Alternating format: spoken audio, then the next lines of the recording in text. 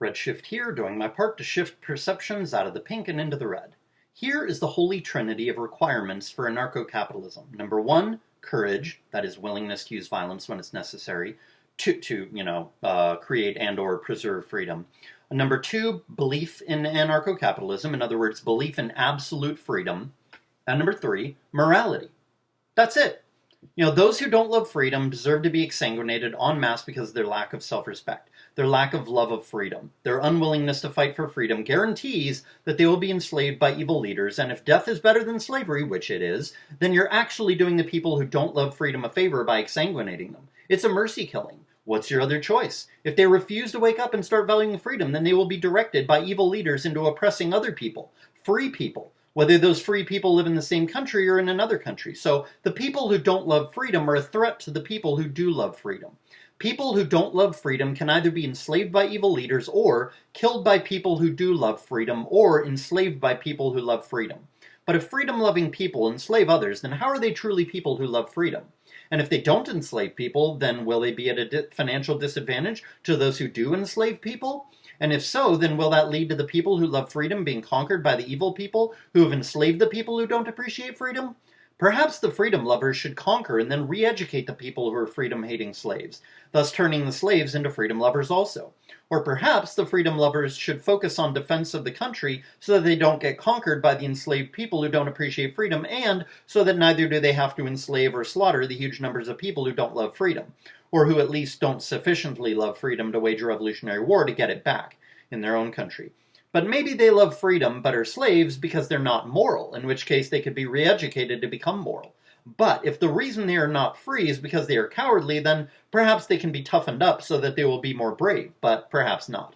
And if not, then perhaps the anarcho-capitalist country focusing on defending itself against other countries is both the most moral and most wise option. Doubly so because a country full of cowards will eventually collapse, and thus does not need to be fought. One just needs to protect oneself against such a country, because such a weak, evil country will, due to its unsustainability, eventually seek to be predatory toward neighboring countries in order to sustain itself, such as how the US instituted the petrodollar to sustain the unsustainably large US government.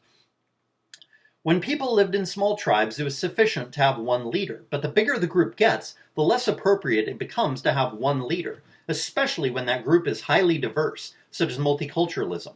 Modern democracy doesn't allow anyone to get their way because of there being too many laws, way too many laws, and the 51% oppressing the 49% is no good.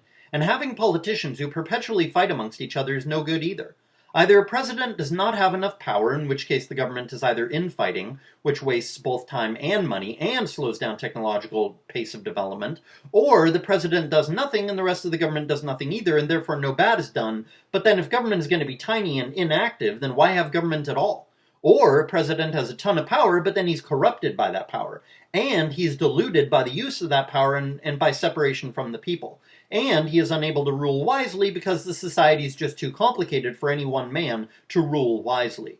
And even seemingly wise laws are just a proliferation of laws, and that breeds inefficiency, big government, etc. And having less laws as the answer is far wiser, and yet it merely points to how anarcho-capitalism would be ideal because it is the end point of that principle. It's that principle taken to its logical conclusion.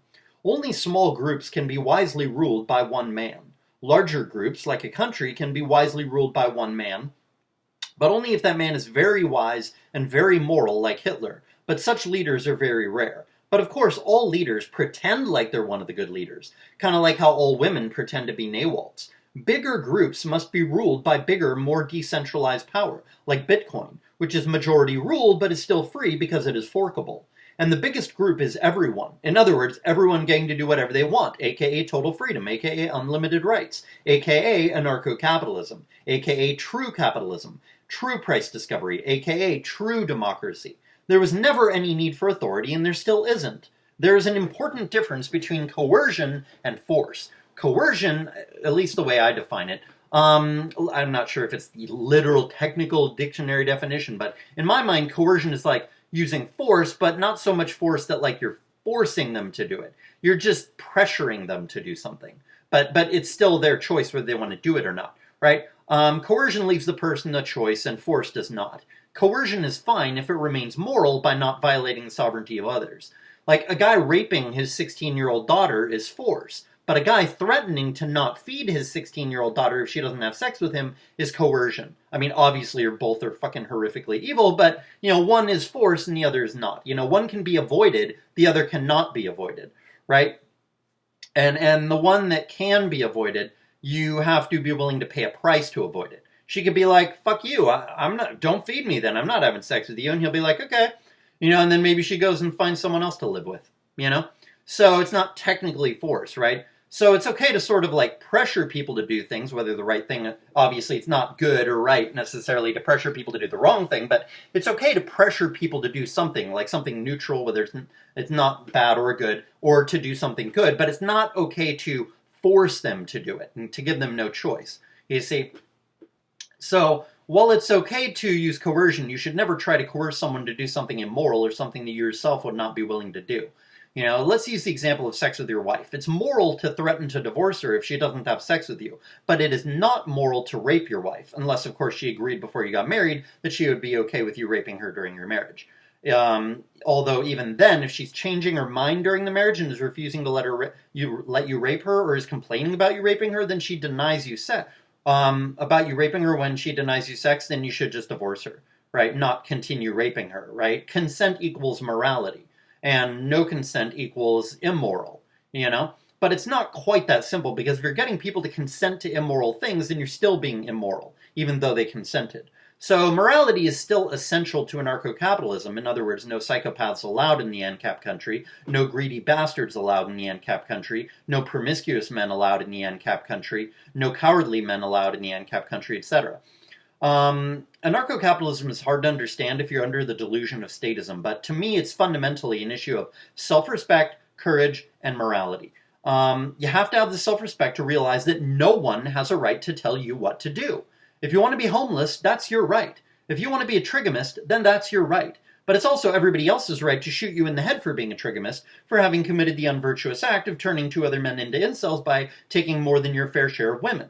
If you're willing to pay the price for your actions, then you can do whatever you want. You should be moral, but you should not be forced by a government to do or not do anything.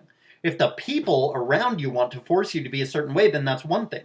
But the government forcing you to do or not do something is totally different, because the government is super foolish, super short-sighted, selfish, greedy, violent, etc., and has this imprimatur of legitimacy that it doesn't actually deserve at all. Because, like, there's no official legitimacy to everybody else forcing someone to do or not do something. But even under anarcho-capitalism, people are not going to be killing people for being bigamists or trigamists or whatever, or promiscuous. They're just going to form their own monogamous communes and keep all promiscuous people out, and any promiscuous people that are born in the monogamous community, whether it's, just 1,000 people in a little group, or whether it's like 50 million people in a giant region, whatever. Like, anybody who's born there who is promiscuous, they kick them out. Right? And then all the promiscuous people have to compete with each other over women instead of predatorily feeding on the women of traditionalists. You see, and then this would force polygamists to, or promiscuous men to become monogamists. So you don't even actually have to use any violence. You just have to separate from those people. Have different regions under anarcho-capitalism. One region's, promiscuous. One region is, bigamist or trigamist. Another's monogamous. You see, so you don't even need any violence like that. You just separate from people you don't agree with, you see. So, but government's going to force you to do or not do things, which is totally, unjust, especially since the government's rules are retarded. Whereas the people around you are only going to interfere in your life if you're somehow severely negatively affecting their life under anarcho-capitalism. Under AnCap, people are going to leave you alone. Whether you're gay or straight or whatever, they don't care. As long as you're not negatively affecting them, they leave you alone, So if under AnCap, if you guys are bigamists and no guys are being turned into incels, then no one's going to care that those guys have two wives. But if a bunch of other men are being bigamists or are being promiscuous or otherwise negatively affecting the sexual marketplace, then the significant number of incels will start going around and killing all bigamist men, or burning down bigamist men's houses, or murdering bigamist men's male children so that there are more females in society, so that those incels can get wives, or they'll start doing other destructive things because of the behavior of other men negatively affecting them. And not just incels, but everybody will follow that principle, People, not just in the sexual marketplace, I mean in everything, Like, they're not going to care if you use crack or heroin or something, but if you start stealing because you're addicted to crack or heroin, yeah, then they're going to probably kill you, So you get freedom as much as you deserve, as much as you can handle, right? People are tolerant. The government is not. As long as your behavior isn't negatively affecting other people, then under anarcho-capitalism, no one's going to care what you do. But if your behavior is harmless, but government forbids it, then under statism, government will punish you for it, even though it's harmless. Like sending you to prison for smoking pot. It's basically a completely harmless activity that hurts no one. But government will still throw you in prison for years and years and years because of it. Some places you can even get life in prison for smoking pot if it's your third felony. To be an anarcho-capitalist, you have to be self-respecting, moral, and courageous. You have to have the courage to walk away from government, openly declare government to be illegitimate, fight government off if it attacks your commune or your new AnCap country. You have to be moral because an AnCap country cannot work without mainly just moral people in it. You got to have only moral people in it, or else, one bad apple spoils the whole bunch. You can either be like one promiscuous man can ruin hundreds or thousands of women by taking their virginity, you see? So, yeah, you got to have basically only moral people in the AnCap country and kick anybody else out who's born in it who's not moral. You can either be self-restrained, that is voluntarily moral, in which case you can have absolute freedom from rules because you're self-controlled as in an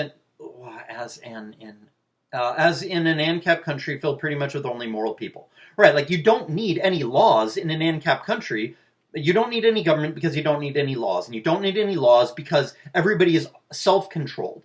They're automatically moral. So you don't need a government forcing you to be moral if you're moral all on your own. Hence, the importance of morality to freedom. This is why partially psychopathic and psychopathic men are statists. Because they know that they can't control themselves. And they know they need government to keep them from murdering and raping and doing all kinds of horrible things. You see, but moral people aren't like that. They don't have that problem. They don't need government because they don't need anybody to force them to be moral because they're decent people naturally. You see? So these are the only two options. You can be moral on your own and thus not need government, or you can be immoral and have restraint forced on you by other people and by government and by things like that, such as how things are today. So there's no such thing as freedom from cause and effect. There's such a thing as freedom from laws, such as under an AnCap country, in an anarcho-capitalist country, but there's no such thing as freedom from cause and effect. If you want to live in a world that has no laws, then it's only possible if everyone is highly moral and is just born to be moral. It's very empathetic, very reasonable, very freedom-oriented, very tolerant of other people who are not like them. They very much have faith in freedom and in courage to keep freedom using violence, and they're highly moral. Right, like, they're very tolerant of other people who are not like them, but very intolerant of those people living near them because of the negative effect that happens when people who think and act differently live near each other, such as how negative things happen when promiscuous men live in close proximity to traditionalist men, because those promiscuous men prey on and corrupt the traditionalists' daughters and turn other men into incels, and then get those women's future husbands divorce raped, right? By allowing promiscuous men to live near traditionalists, is to allow those promiscuous men to not have to suffer the consequences of their behavior. And some people may say, like, oh, well, it's not the promiscuous men's fault. They're not going around taking the virginity of all the women. Those women lose their virginity when they're 16, 17. Yeah, but why is that? It's because of the statists who, enable government who takes parents' rights away so the parents can't prevent their daughters from losing their virginity at 16 or 17. You see, that's why. So it is the promiscuous men's fault. It is the top men's fault. It is the psychopath men's fault. So it really, really is. So yeah, they may not be taking the virginities of most of the women they're banging. They may sleep with, 500, 600 women in their life and only, 50 or 20 of them were virgins or something. But they're still massively to blame because it is because of them that the government is so powerful, and it is because of the government being so powerful that the fathers have no rights and therefore can't stop their daughters from losing their virginity before their wedding night, and then women become fucked up and promiscuous and psychopathic, and then you get divorce, rape, and all that. That's to lay that all on the hands of promiscuous men, top men, psychopathic men, and partially psychopathic men. So, like I said, you allow promiscuous men to live in the same city or the same region you allow promiscuous men to live near traditionalists, like in the same city, the same region, whatever. Then, when they're all mixed together, promiscuous men and traditionalist men, then yeah, the promiscuous men are going to ruin all the traditionalist men's daughters. So, promiscuous men should not be allowed to live near traditionalists. They should have to suffer the consequences of their promiscuous behavior by being forced to live in a city with other promiscuous men where everybody is viciously competing over women and everybody has a hard time getting women because of everybody being promiscuous. You see? So yeah, promiscuous men are like rats. If rats want to live in the wild among all the dangers that they belong in, then that's fine. But it's insane to tolerate them running around the house and eating your food in your kitchen. That's what men are doing by letting promiscuous men live in the same cities and regions as monogamous men. It's fucking insane. If men want to be promiscuous, then they should be forced to live in the hellhole that their promiscuity creates, which means that we should not allow any promiscuous or bigamist men into the new anarcho-capitalist country, no matter how smart they are, and no matter how rich they are, and whatever promiscuous men are born into the anarcho-capitalist country should be forced to live in their own area in the AnCap country, because of all the other areas of the AnCap country having banned all promiscuous men, thus forcing all the promiscuous men to live together in the same area, thus forcing them to endure the shortage of women that their behavior creates, and endure the badly behaved women that their behavior creates. That is, promiscuity makes women all fucked up in the head, so they're all psychopathic. So those promiscuous men should have to be around only women who are ruined by promiscuous men. Then they'll realize, holy shit, we're ruining all the women, we gotta stop being promiscuous. Right? They should have to hang out with and have sex with the damaged women that their behavior creates. They should have to endure the cheating by women that their male promiscuity creates. They should not be able to be allowed to go around fucking all the good women and ruining them all and then settle down with a virgin and live happily ever after. Fuck that. Promiscuous men should not be allowed to do that. That is fucking insane. That's as bad as a woman riding the carousel for, 10, 15 years, just, a mile of dick run through her, and then she gets to find a good Christian guy and then settle down and live happily ever after and have kids and everything. Fuck that. That is ridiculous. We should not be letting these parasitic people like promiscuous women and promiscuous men to, destroy society all through their teens and 20s and then settle down and be happily ever after. That is fucking ridiculous. To be a narco-capitalist, you have to be courageous, you have to be self-respecting enough to realize that nothing allows any other man to have the authority to force you to do anything against your will. If he doesn't like what you're doing, then he can kill you. But he has no right to form some supposedly authority-possessing entity like government and then force you to adhere to its bullshit rules or spend years in a hellhole full of male rape, which is called prison. And you also have to be moral for the reasons I just mentioned. These three things, courage, self-respect, and morality, are essential to creating, and when I say self-respect, I mean like the self-respect to believe in absolute freedom. Right? Courage, belief in absolute freedom, aka self-respect, and morality. These are the three things that are essential to creating and sustaining anarcho-capitalism. Although another aspect of the self-respect criteria could be called faith. Like I was saying, faith in anarcho-capitalism. Faith that you don't need government. Faith that individual freedom is more prosperous, more peaceful, more innovative, etc. Faith that corporations and the free market can do anything government can do, but can do it without the force, without the war, without the taxation, at least not without the involuntary taxation. I'm fine with government-like structures being created under anarcho-capitalism that maybe have taxation as long as it's voluntary. That's the key difference. Anarchy is not chaos. Anarchy is not lack of cohesion. It's just no force, no unconsent. That's all it is. It could be exactly like today's world, but just everything is consensual. Nothing is unconsensual. And then you have free choice. Then you have free market capitalism. Then you have more innovation. Then you have, all kinds of other good things arise when people aren't forced to do things. What if taxation were voluntary? I bet a hell of a lot of people would stop paying taxes until the government stopped doing wars, stopped doing welfare for single mothers, stopped doing all the crazy bullshit that it does, and then started actually doing good things. And then once the government started doing good things, like actually investing in technology, actually, empowering people, actually having fair laws in the courts, so that everybody can get a fair deal in the courts without being rich, or being a woman, everybody gets, the government's fixing the roads all the time and building up the infrastructure and all kinds of stuff. Like, if the government started doing good things, then people would voluntarily donate money to the government. The government would ask for, 1% tax or whatever, and everybody would donate. 99% of people would donate, And sure, there'd be a few people who are like, fuck that, that's stupid, I'm not donating. I'm going to save that money. But most people would donate. They really, really would, especially if it were made easy to do, Just a click or two of a button on your smartphone, and you can easily donate, some money to the government. Like, almost everybody would do that. It's the unconsensual nature of things that exist today that makes it all fucked up. You see? That's the difference between anarcho-capitalism and what we have today. Just force, lack of consent. It's like rape. What is the difference between rape and sex? Non-consent. That's the only difference. Same thing. The only difference between today's world and anarcho-capitalism is consent or non-consent. They're forcing stuff on us today. That's the only difference. Without that, we could have a world just like today's, but way more efficient, way more prosperous, way more peaceful, and we could still have, a government-like structure and corporations and everybody, charities and everybody getting together and doing things just like they do it today, but it would all be voluntary. So the things that are fucked up, that are not working, that people don't agree with, like war, welfare for single mothers, etc., people don't tolerate that. So, then the tax dollars dry up when the government does that shit. So the government's forced to stop doing that shit to get people to donate again. See? So, anarchy is not craziness, it's not insanity, it's not chaos, it's not everybody doing their own thing and nobody being cohesive, etc. That's insane. That's ridiculous. It would be just like today, but way more efficient, way more free, way more prosperous, way more fair, way less, insane. It would just be like today, but way better. Because there's no force, you see. So, like I said, faith faith that, the corporations, the free market can do anything the government can do, but can do it without the force, without the war, without the taxation, etc. Faith that human ingenuity will quickly and easily solve all problems the government currently deals with, and also deal with all the problems that will arise in the future.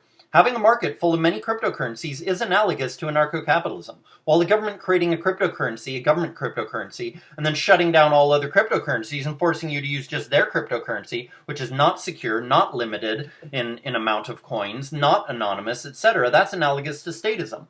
You have all the benefits of statism under anarcho-capitalism, but none of the downsides. You have few of the benefits of anarcho-capitalism under statism, though. And you have all the downsides of anarcho-capitalism, if there are any. Right? Like, statism is just the worst of both worlds, and anarcho-capitalism is the best of both worlds. Compared to statism, anarcho-capitalism is literally all upside and no downside. Anarcho-capitalism may be very similar to how society is today, but it would be far more peaceful, far more prosperous, far more innovative, far more enfranchising to all men and all women too, far more virtuous, far more androcentric, and totally consensual as well, and thus totally free as well. Because even if you didn't want to adhere to any of the voluntarily agreed to rules in any of the regions of the AnCap country, you could still go live in the anarcho-capitalist area within the anarcho-capitalist country that had zero rules and was formed to never have any rules, so that people would always have somewhere to go when they did not find any of the areas of the AnCap country to be free enough.